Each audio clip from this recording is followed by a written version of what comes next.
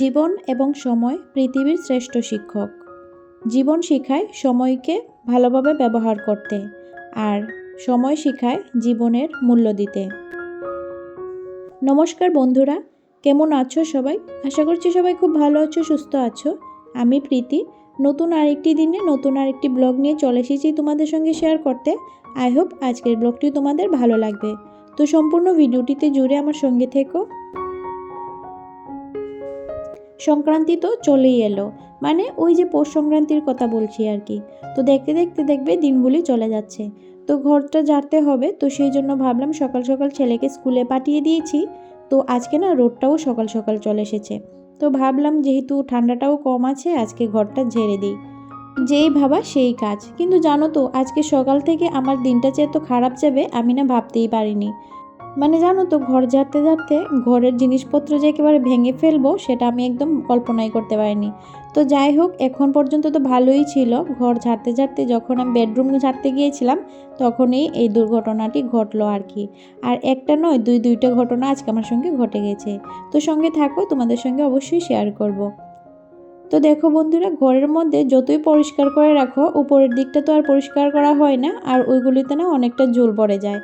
তো সেটাই এখন ভালো করে মুছে মুছে আবার রাখছি। আর ঝুল জমে গেছিলো, ওইগুলিও ভালো করে পরিষ্কার করে দিলাম।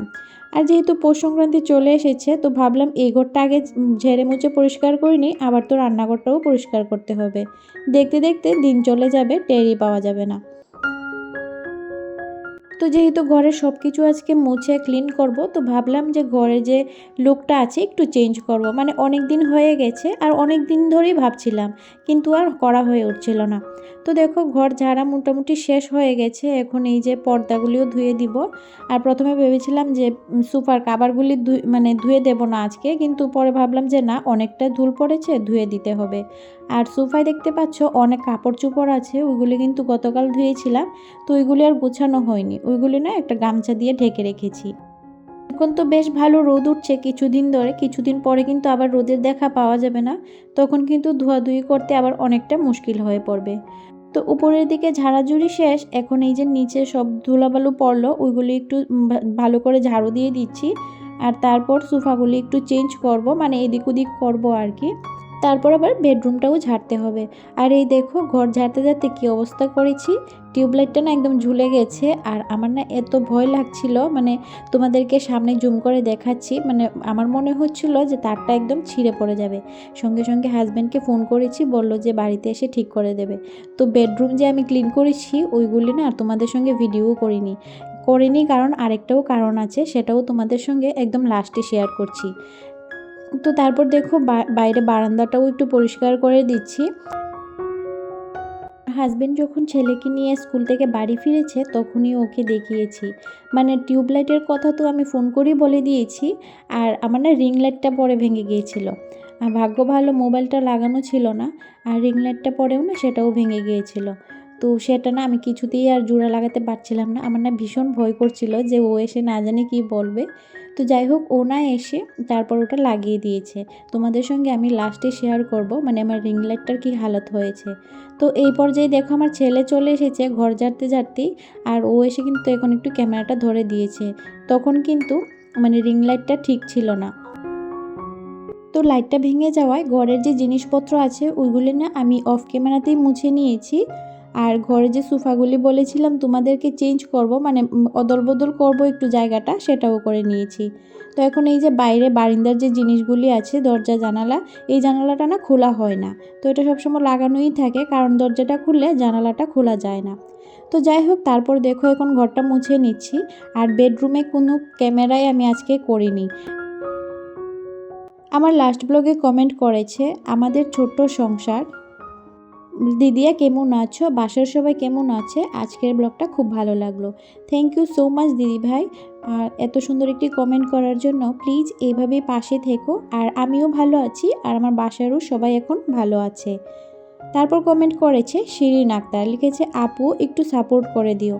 অবশ্যই বোন, সাপোর্ট না করলে আমরা একে অপরকে যদি এই প্ল্যাটফর্মে সাপোর্ট না করি কোনোভাবেই এগিয়ে যেতে পারবো না। তো পাশে থাকবো, তুমিও আমার পাশে থেকো, অবশ্যই আমরা এগিয়ে যেতে পারবো। তো দেখো ঘরটা মুছে কাপড় যে ভিজিয়ে রেখেছিলাম, মানে ওই যে পর্দা, তারপর সোফার কাভারগুলি, ওইগুলিও কিন্তু ধুয়ে স্নান টান করে একদম চলে এসেছি ছাদে। আর ছাদে এসে গতকালকে কয়েকটা কাপড় ছিল, ওইগুলি না শুকায়নি, তো ওইগুলিও শুকিয়ে গেছে, এখন নিয়ে যাব। আর স্নান করে যেগুলি ধুয়ে নিচ্ছি ওইগুলি এখন নেড়ে দিচ্ছি। আর আজকে যা রোদ উঠেছে সব কিছু না আজকেই শুকিয়ে যাবে মনে হচ্ছে। আজকে খুব সকাল থেকেই রোদটা উঠেছে, আর রোদটাও বেশ ভালো, মানে শীতের দিনে এমন রোদ পেলে কাপড় চোপড় ধুতে বেশ ভালো লাগে। আর আজকে না রান্নাবান্না কিছুই করা হয়নি, এখন ছাদ থেকে গিয়ে সোজা চলে যাব রান্নাঘরে। তো দেখো সবগুলো মেলে দিয়েছি, আর তারপর সোজা চলে এসেছি রান্নাঘরে। ছেলে স্কুল থেকে খেয়ে এসেছিল, তো ও আন্টির বাড়ি চলে গেছে, আর ও আন্টির বাড়ি থেকে আসতে আসতে আমি আবার রান্নাবান্না সেরে নেব। তো দেখো এদিকে ভাত বসিয়ে দিয়েছি, আর এদিকে সিমের বীজ দিয়ে আজকে মাছ রান্না করব। আর সিমের বীজের যে খোসাগুলি আছে ওইগুলি না আমার হাজব্যান্ড সকালবেলায় ছাড়িয়ে দিয়ে গিয়েছিল। আর এই যেদিকে মাছও ধুয়ে রেখেছি, মাছটা না আমি স্নান করার আগেই ধুয়ে রেখেছিলাম। আর এই যে বেগুন ভাজি করব, আর করব ধনেপাতা ভর্তা। তো লবণ হলুদ মেখে এই যে ভাজাটা বসিয়ে দিয়েছি, আর ওইদিকে কিন্তু ভাতটাও হয়ে গেছে সিমের বীজগুলি সেদ্ধ হতে হতে। সকালবেলা ঘর ঝাড়বো এই প্ল্যান শুনে ওকে বলেছিলাম যে একটু যদি সিমের বীজের খোসাগুলি ছাড়িয়ে দিতে তাহলে কিন্তু অনেকটা সুবিধা হতো। তো যাই হোক, ওকে বলাতে আমার কাজ হয়ে গেল, আমি তো এমনিতেই বলেছিলাম, তো আমার কাজ হয়ে গেল। ও খোসাগুলি ছাড়িয়ে রাখাতে আমার কিন্তু অনেকটা সুবিধা হয়েছে, না হলে এই কাজগুলো সেরে তারপর সিমের খোসা ছাড়িয়ে রান্নাবান্না করতে আমার আরও অনেকটা লেট হয়ে যেত। তো বেগুন ভাজা নামিয়ে এই যে মাছগুলি ভেজে নিচ্ছি, একবারে মাছগুলি ভাজা হবে না, তো দুইবার করে মাছগুলি ভেজে নেব। আর আগুনটা না বেশি ছিল বলে আমার কড়াইটা না একদম পুড়ে গেছে। ওই যে রান্নাবান্না শেষে এটা আবার পরিষ্কার করতে আবার খানিকটা দম লাগাতে হবে আমাকে। তো যাই হোক, এই যে মাছ ভেজে নিলাম, এখন একটু কালি জিরা তারপর পেঁয়াজ সম্বাস দিয়ে দিয়েছি, আর ওইদিকে মশলা করে নিয়েছি, মশলাটাও দিয়ে দিলাম। আর এবার ভালো করে কষিয়ে শিম আলুগুলি দিয়ে দেব, আর তারপর একটু মশলার সঙ্গে কষিয়ে নেব, আর একটু ঝোল দিয়ে দেব। তারপর ঝোলটা না একটু বেশি করেই দেব, কারণ আজকে ডাল নেই, আর সেই জন্য আর কি। বন্ধুরা, তোমরা যদি এই পর্যন্ত আমার ভিডিওটি দেখে থাকো আর তোমাদের যদি একটু হলেও ভালো লাগে, তাহলে প্লিজ একটা লাইক করে দিও, আর কমেন্ট করে জানিও তোমাদের কেমন লেগেছে। তোমাদের একটা লাইক ও একটা কমেন্ট আমাকে অনেক মোটিভেট করে পরবর্তী ভিডিওর জন্য। আর যদি ভালো লাগে তাহলে প্লিজ চ্যানেলটি সাবস্ক্রাইব করে এই বন্ধুটির পাশে থেকেও এই বন্ধুটিকে একটু সাপোর্ট করে যেও। তো দেখো ঝোল দিয়ে দিয়েছি, আর ঝোলটা ফুটে উঠেছে, এবার মাছগুলি দিয়ে দেব, আর তারপর লাস্টে ধনেপাতা দিয়ে নামিয়ে নেব। আর আজকে না সকাল থেকে উঠেছি ঠিকই, তারপর আর বসার সুযোগ পাইনি, জানো তো, মানে একটার পর একটা কাজ চলেই যাচ্ছে।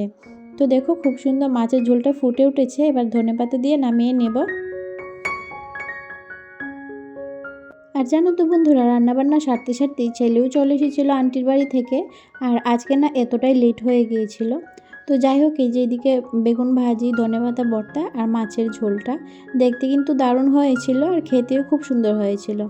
তো তারপর খাওয়া দাওয়া করে একটু রেস্ট নিয়েছি। আর এই যে দেখো আমার রিং লাইটটার অবস্থা, মানে এই দিক থেকে ভেঙেছে, 2-3 দিক থেকে ভেঙে গেছে, আর মাঝখান থেকে না এটা একদম মানে পড়ে গিয়েছিল। আমার হাজব্যান্ড আবার এটা আটকে দিয়েছে, এই যে এই জায়গাটা ভেঙে গিয়েছিল। তো যাই হোক, এখন কোনো মতে কাজ করা যাবে মনে হচ্ছে, সেটাকে আরও জোড়াতালি দিতে হবে কিছু। তো এই যে সোফার কাভারগুলি নিয়ে এসেছিল, শুকিয়ে গেছে, এটা এখন পেতে দেব। আর যে কাপড় চোপড়গুলি আছে মানে 2 দিনের জমেছে, ওইগুলিও এখন একটু ভাঁজ করে নেব। আর পর্দাগুলি ধুয়ে দিয়েছিলাম, ওইগুলিও শুকিয়ে গিয়েছে। বলেছিলাম না আজকে এত রোদ উঠেছে, যে যা কিছু ধুয়েছিলাম সব কিছু একদম শুকিয়ে গেছে। আর এইভাবে এক রোদে শুকিয়ে গেলে কিন্তু খুব ভালো লাগে। আর গতকালকে যা কিছুই ধুয়েছিলাম বেশিরভাগটাই ছিল আমার ছেলের। ওই যে মামার বাড়িতে বেড়াতে গিয়েছিল আর সব কিছুই ধুয়ে দিয়েছি। আমার না এই জিনিসটা আছে যে কোথাও ঘুরতে গেলে এই জিনিসটি ধুয়ে তারপর আবার ব্যবহার করি সবসময়ই। তো দেখো সব কিছু কিন্তু গুছিয়ে নিয়েছি। আর এবার যে জানালার পর্দাগুলি আছে ওইগুলিও লাগিয়ে নেব। আর দেখতেই পাচ্ছ বেশিরভাগ কিন্তু আমার ছেলের ছিল আর আমার কাপড় চোপড়গুলি আজকেই ধুয়েছি। তো যাই হোক, এই যে এবার জানালার পর্দাগুলি লাগিয়ে নিচ্ছি। আর এখানে বসে কিন্তু আমার ছেলে টিভিও দেখছিল। তো ও টিভি দেখছিল আর আমি আমার কাজ করছিলাম। আর দেখো বিকাল প্রায় হয়েই গেছে, এখন কিন্তু রোদও চলে গেছে। তো আমার কাজ বাজও শেষ, তারপর এখন একটু রেস্ট করব। আর এই যে হলো আজকে যে তোমাদের বলেছিলাম সোফাগুলো একটু অদল বদল করেছি, এইভাবেই করেছি।